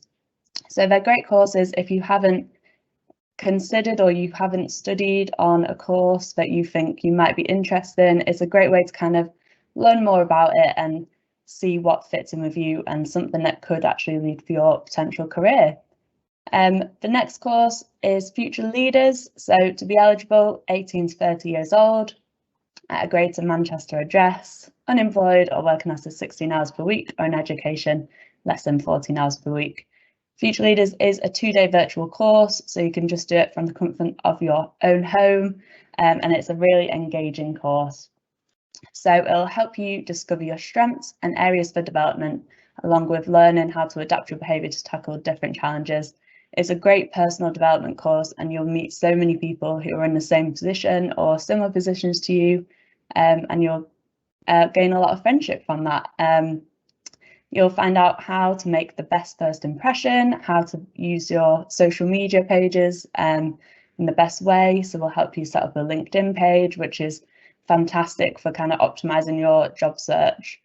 You will get to understand who you are and what value you bring to a team, the basics of networking and how it can help you land your next opportunity, and will actually help you create an action plan for what you want to achieve, and you'll receive progression support for up to 3 months from our Prince's Trust staff. So it's a really good course to get on board with. And just to finish with that quote, I really enjoyed and appreciated how a safe space was created. It really allowed me, and I think many others, to be brave in sharing their stories and their true selves. So if you are interested in any of our Prince's Trust courses, we do have so many, and I'm sure my colleagues have touched on them today, this week. We have an Eventbrite page where you can just sign up to all our courses, and a staff member will just give you a call just to run through it with you. And also our Facebook page is Prince's Trust Greater Manchester. And hopefully see you soon on one of our courses. Great, thanks very much, Megan. Yeah, as Megan mentioned, we've had Daniel and Hannah speaking this week, and Megan joined us at one of the evening Q&A sessions as well. There's a huge range of courses available from the Prince's Trust that are fantastic options to gain an insight into different specific industry careers and find routes into employment as well. They are on the Eventbrite page, they're all on the Prince's Trust website and their social media page. We also have quite a few of them listed on the Stockport Jobs Match as well. I'm just having a look here. They've got one starting in a couple of weeks towards the end of this month about getting started in health and social care, which I know we're going to come on to shortly. They've got their Explore Enterprise programme, which starts next week. I think the enrolment closes for today, and a Get Started with Radio course coming up in the next couple of weeks as well. If you miss any of the intakes, they're usually regularly repeated, aren't they, Megan? So you'll be able to register your interest and then jump onto as soon as the next course becomes available. So be sure to check them out. And they have some great case studies on their website too, all about some of the fantastic students who've taken part and the benefits that they've gained from doing so. So thanks once again to Megan from the Prince's Trust for joining us. Next up this morning, we're going to be joined by Stockport NHS Trust to tell us a little bit about careers with the NHS. I'm just looking at who I'm going to. I'm going to you on Annie's screen, Simon. Just puzzled me because actually your other login that you were trying to access has just come online now. Typical. So I'm going to switch you over to Simon. He's going to talk to us a little bit about his career journey as well, I think.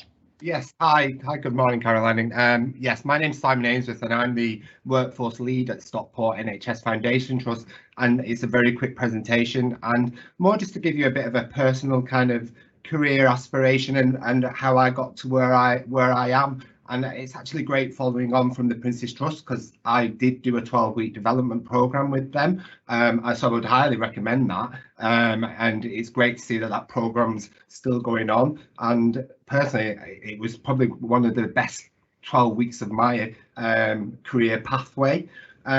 So yeah, I've said I'm workforce matron. So if you just go to the next slide, Caroline, if that's okay. So I just wanted to give you, when I was doing my choices week and decisions, it's the unknown of not knowing what you want to do. And I just want to sell that there's always opportunities, no matter what happens or what decisions you make, you can change. So I left school with my 6 GCSEs. If you just click it all, Caroline, and just sorry, and then I did go on to do A levels, and as you can see, I didn't do very successful in my A levels. And I've put that on there because I think I want to reassure everybody, because you haven't, it doesn't matter. It does matter, but it doesn't. You can. There's always opportunities, and it's what you want, what work you put in, you'll get out. So yes, I didn't do very well. I went on to KFC, and that's when I took part in a development program with the Prince's Trust. I worked at KFC, and then the opportunity opened to be able to do a diploma with my GCSEs in child health at Salford University. I then obviously passed that and then went into full-time employment, and then was given the doors open again to be able to do a degree through the NHS, who fund that degree for you. Next slide, Caroline. And this again, it's just going through my pathway. I qualified as a paediatric staff nurse, so my background is specialism is paediatric health. It just, once you get into the NHS, yesterday, following on from Lindsay, the cadet programme, the care support work programme, the development programme, there's different routes. Once you're into a career, you can change pathways. I've gone into infection prevention, and now obviously I'm in this role as workforce lead, which I'm loving, and it's being able to have that pride and just knowing networking. And what I'd say is just get yourself out there and don't be shy at trying different things or touching out to the presentations that you've seen today. And that next slide, Caroline. I just why healthcare. There's endless opportunities, and I think possibilities as well. So if you sat there thinking, not knowing what you want to do, you maybe don't do well in your GCSEs. There's many levels and many apprenticeships and different entry levels into the NHS, and that you can read them for yourself. There is teamwork. There is a great family team kind of ethos. Obviously, we've had quite a struggle, a trying year, but we're still here, and the team and compassion and the passion that you will have.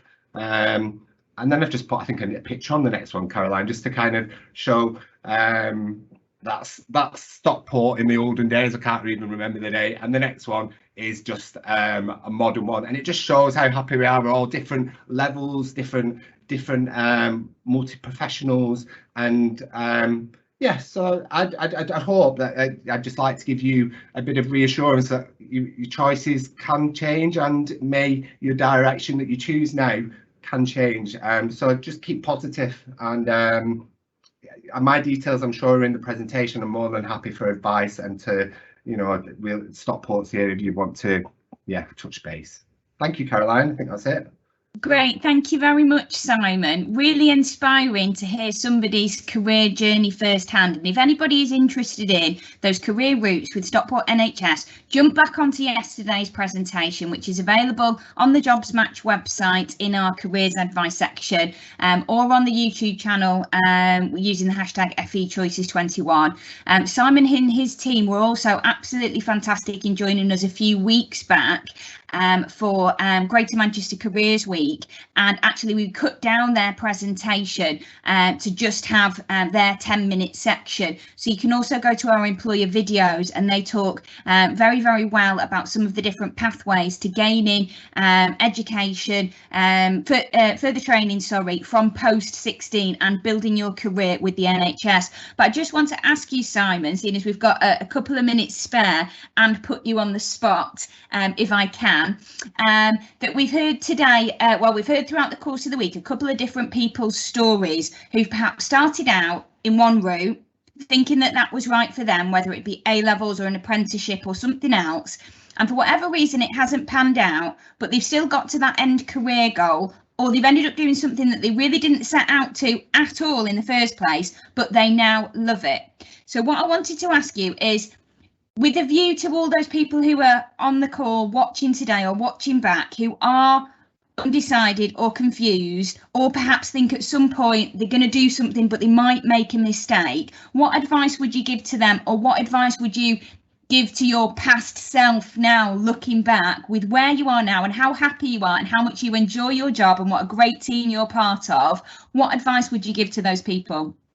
I think mistakes are going to happen, and I think it's learning from your mistakes, Caroline. I definitely didn't expect to be where I am. I did fail, like I said, my A-levels.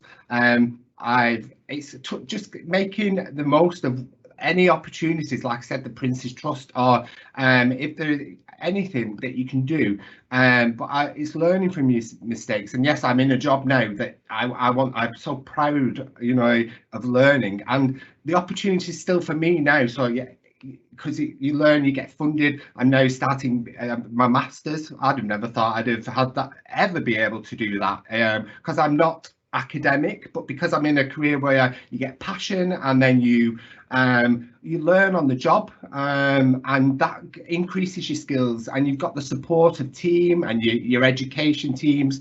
So yeah, my message would be, you expect mistakes and learn from them, and it's never too late to make a fresh start. So keep positive, and good luck, isn't it? Yeah.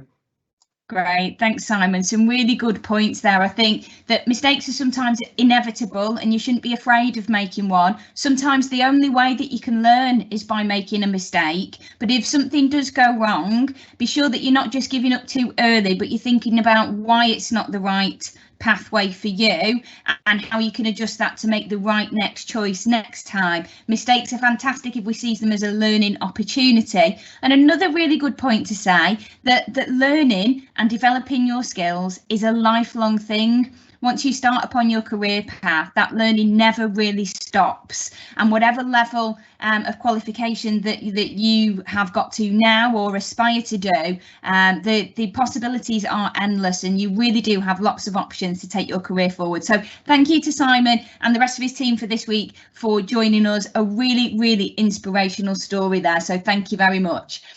Now, our next guest speaker is struggling to join us, but they were from the National Careers Service. Now, National Careers Service, we were actually fortunate enough to have them join us earlier on this week, and they talked to us all about the fantastic things that the National Careers Service do to signpost people into employment. So I'll just touch briefly on their slides as they're not here, but I'm going to whiz through them very quickly. If you want to know more, check back to that earlier presentation.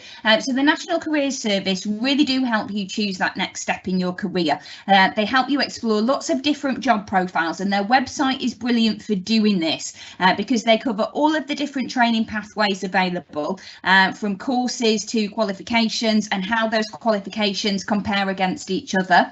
They also look at lots of different jobs, tell you all about funding and development routes. to get into those jobs. They have a fantastic jobs library that covers all of the different types of vacancies. Perhaps if you've got a job title but you don't really know what that job does, you can go on there and they break it down in terms of the salary that job pays, the duties, the qualifications that are required, then how to get them from a training perspective. And also they move on then very nicely to the application, CV and interview skills side of things. So they're a bit of a one-stop shop that covers everything. That's just an example there of what I just mentioned in terms of some of these job profiles and the information available, and they really do drill down into the detail. So it could be that you explore a couple of similar jobs so that you make sure that you've got your options open by taking that particular training pathway route. They also have this great tool called a skills assessment, which allows you to fill in so much more than a personality profile and a psychometric test online, but a really good insight into what you enjoy, what you're good at, what inspires you, what your goals are. As it mentions, a bit of a skills health check. And then as a result of that, it gives you some ideas of things that you might like to explore as to what comes next. They've got a great range of careers advice articles that are regularly updated, and there's lots of ways that you can get in touch with them for more information, from careers helplines. They have social media evenings where their advisors are available to chat online, and you can check them out on their Facebook and Twitter pages too.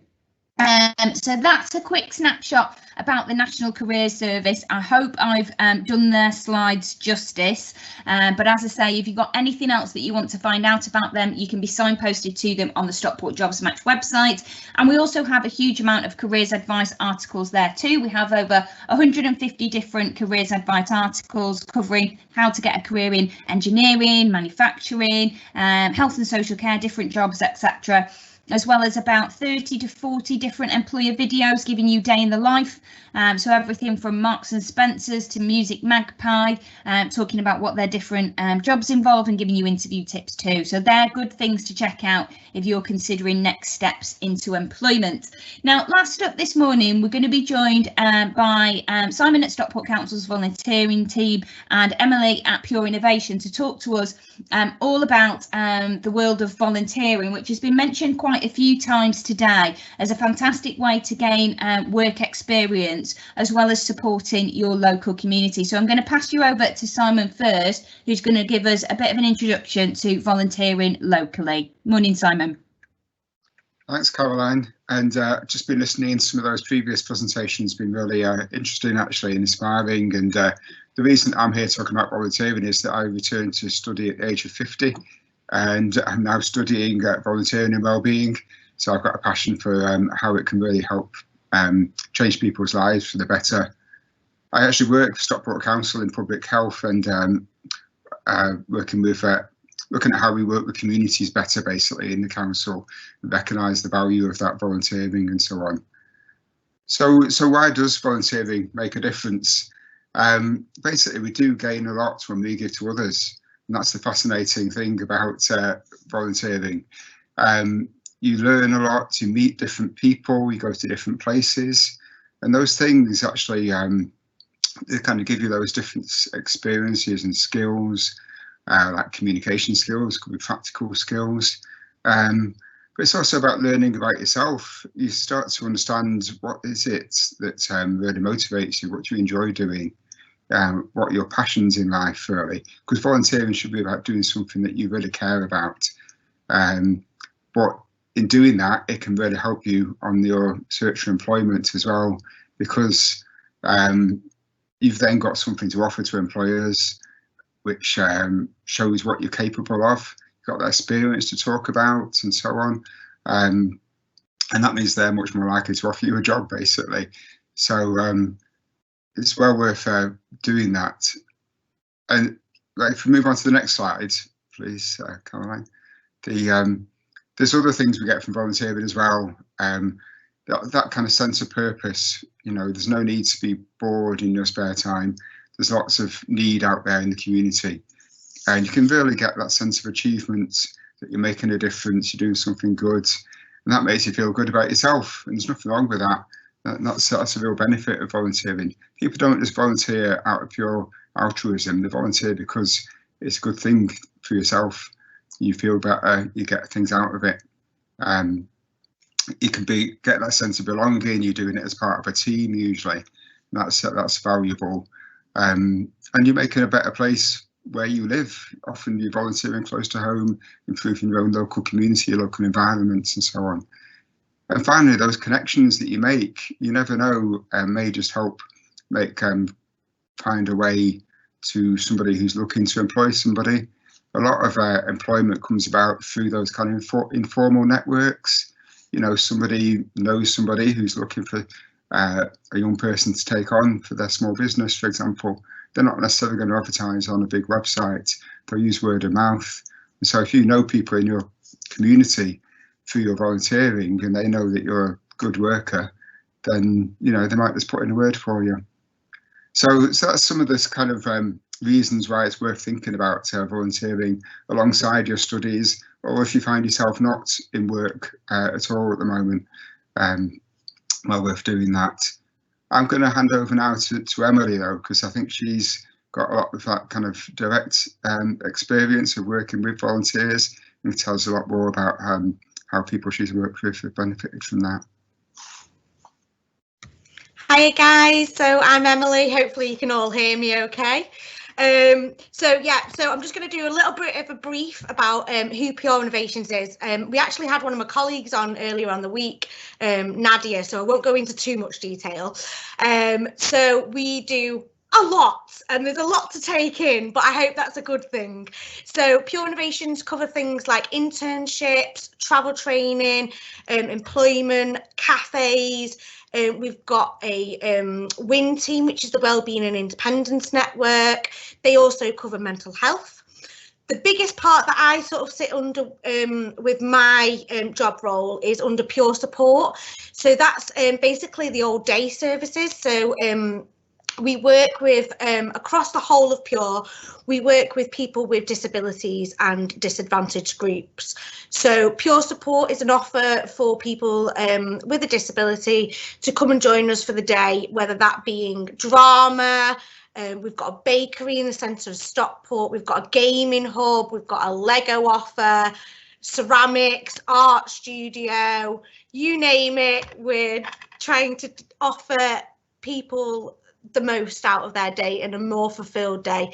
Some of the cafes you might know that some of our clients are actually volunteering in, which is Etherrow Park Cafe and Vernon Cafe. You might have come across them, and we've got some community cafes within churches as well, St Chad's and St Cuthbert's, so you might have come across them. So that's sort of a whistle-stop tour of like Pure Innovations.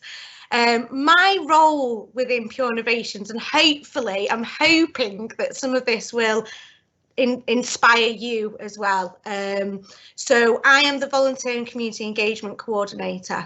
Bit of a mouthful, but basically I oversee volunteers and the community engagement side for our clients. So I oversee all the volunteers, and they normally sit within Pure Support. So that's basically coming in whenever they can, whatever days they offer, and supporting our clients on a more one-to-one basis. So it's a really personal, interactive level with our clients. And then I do community engagement things, such as free events within the cafe. So that's engaging our community to support them with our clients. So it's not directly always with our clients, but we offer like free children's craft weekends and things like that. But I also do a lot of social enterprise things with our clients. So we've had stores within John Lewis and Barclays where our clients actually go and sell their ceramic work or artwork, and we've done Stockport Market. So it's teaching our clients the social enterprise sort of things. And I actually started at Pure when I was 17. I did an apprenticeship via Stockport College. I did my health and social care level 2. Stayed on with Pure after I finished my qualification for 5 years. I did a number of different roles with that in that 5 years. So I was in Pure Support for a long time. I then actually moved on to the internships, and I also did a bit of work on employment as well. I actually decided to leave Pure, thought the grass was greener elsewhere. I'm glad that I did, because I actually went and joined the NHS. I went to work in the hospitals. I worked in outpatients, A&E, and then theatres as well.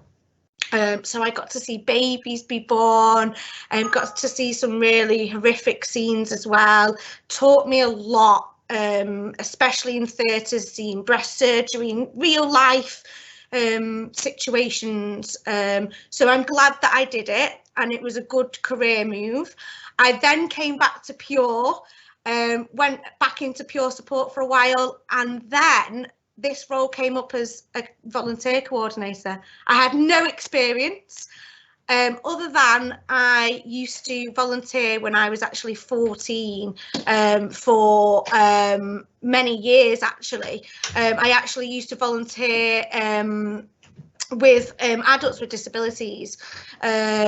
So from pulling on my volunteer experience with many different areas, I actually went and took annual leave days, and actually went and looked at other people's career that were volunteer coordinators, and work could obviously see that I wanted this role, and I have now been in this role for 3 years. So hopefully that inspires some of you that, you know, I didn't do very well in school as well.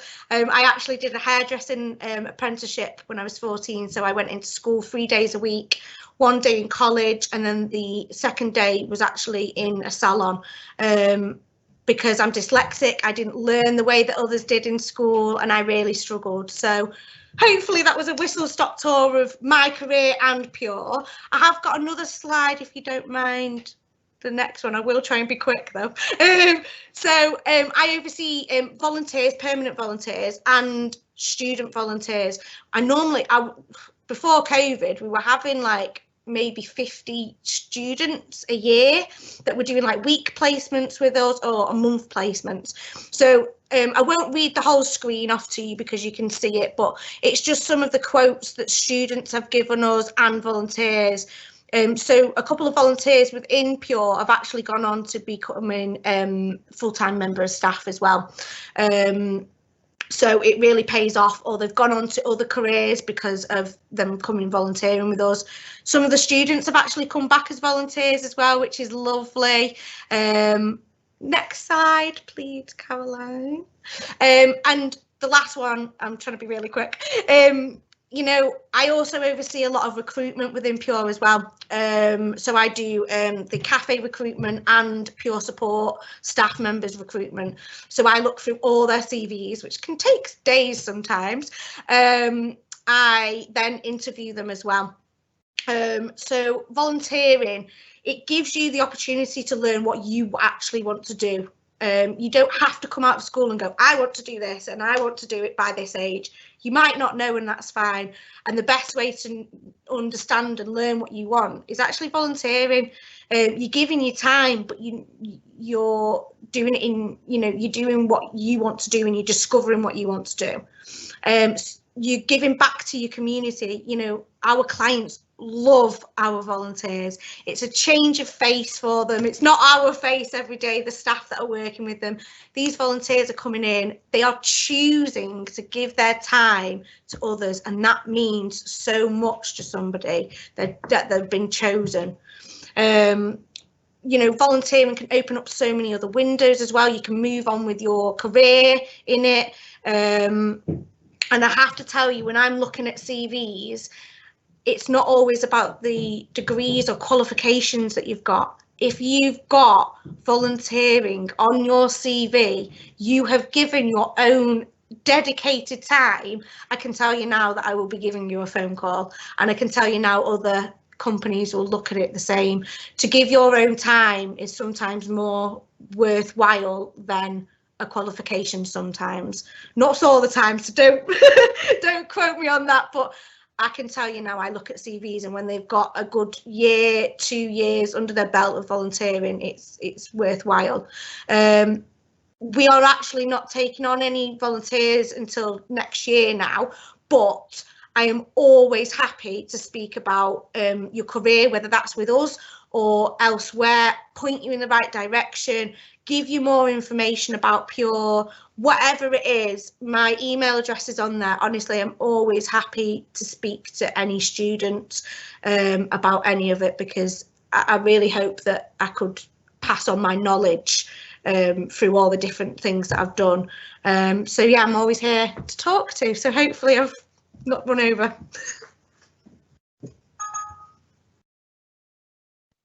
No, and that's great. Simon, are you going to finish us off for this last slide? Yeah, thanks very much, Emily. That's really inspiring to hear. And yeah, this last one is just a few places you might want to start looking. And interesting that the Prince's Trust gets yet another mention. They seem to be doing well this morning, but they do some brilliant work. But there's lots of other ways. We've got local directory of community groups. There's Health Watch, have they? Youth Watch, as they call it, which is, if you're interested in health and social care issues, then that's the place where young people can volunteer. And there's various other national schemes as well that you can look up and get involved in. So good luck in finding something that you enjoy doing, and you'll get a lot out of it. So give it a go. Thanks very much. Thanks to both of you, Simon and Emily, for joining us this morning. Really great to hear all about the fantastic work that Pure do, the opportunities that are available, the benefits that volunteering can offer you as well. So thank you so much for taking time out of your day to join us. A really, really great way to finish things.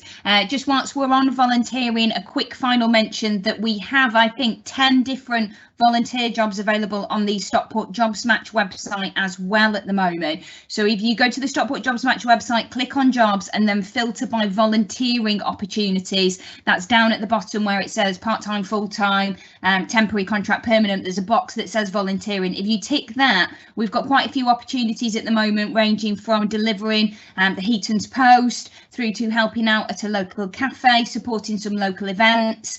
We often have ones coming up to do things like help out with elections or COVID testing or things like that. So it's a good idea to register on the Jobs Match website and sign up for job alerts. You can then select things like volunteering, and as soon as a volunteer job gets added, you'll be notified about that too. But there's some really good websites that Simon's just highlighted on the screen for you to check out as well, of other opportunities that are coming up to volunteer. So that's the end of our guest speakers this morning. Just to finish off by saying that it's really, really important, after everything that you've heard this week, a huge amount of information, to break it down, digest it, and get talking to your friends, family, teachers, careers advisors, work coaches, your peers, your neighbours, or online, whoever it may be, to think about what comes next. There are a lot of options, but you can narrow that down by asking questions. And the good thing about having lots of options is that there's lots of ways to explore what's right for you. Whatever your level of attainment or your interest, whether you prefer something more academic or something more hands-on, there are lots of choices for you. All of the information that we've delivered this week will continue to be available online for some time to come. We have our recorded videos that you can find on our YouTube channel using the hashtag FEChoices, on social media, following the Stockport Jobs Match pages on Facebook, Twitter and Instagram that are mentioned in the bottom left hand corner. And we don't have any more of our Zoom Q&A sessions, but that helpline will be available for the rest of today up until 4 o'clock, the details of which can be found both on our website and social media channels. And at any point you can go back to the careers section of our website. So just visit the homepage, click on careers and then go to career options. The URL is on the screen at the moment, and if you're watching this back on YouTube, the link will be in the details underneath the video, and there you'll find a whole range of information to start you thinking about what comes next when you leave secondary school. That just leaves me to say an absolutely massive thank you to the over 50 guest speakers from over 28 different providers who have joined us throughout the course of this week for either our live webinars every single day, our Zoom Q&A sessions in the evening, or made themselves available to answer personal questions that have been directed to us. At any point in the future, if you need help with your career choices, you can find the details for those providers on the Stockport Jobs Match website, or you can email us at info@stockport-jobsmatch.co.uk. But it doesn't stop here. Continue doing your research, having those conversations, and take full advantage of all the information that is available to you. I hope that you found it useful in making those next step choices, and good luck with your future career and upcoming exams. Thank you.